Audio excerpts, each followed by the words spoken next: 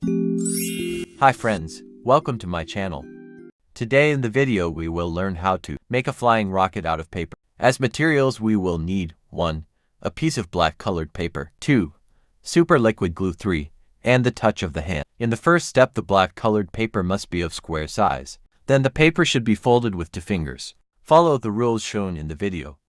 The paper should be folded along the middle. Now watch the video carefully and follow the rest of the steps. The folds with the fingers, then the head of the paper will be folded 3 times after dividing it into thirds. The next step is to fold the paper upside down, so that the liquid glue can be applied well. It should be folded in such a way that the 2 ends of the paper stick together, so that after applying the glue, it cannot be understood. It is glued. In the next step, we will apply liquid glue. I will keep the paper part for a while, so that the glue dries in the air. After a while we will touch the rocket. Now the rocket is ready to fly. If you have kids, give the rocket to your kid, he will be very happy.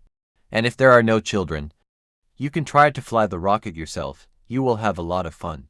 If you like this video, please subscribe the channel, so that this video of mine reaches your friend. Welcome to watch our video from beginning to end. Allah Hafiz.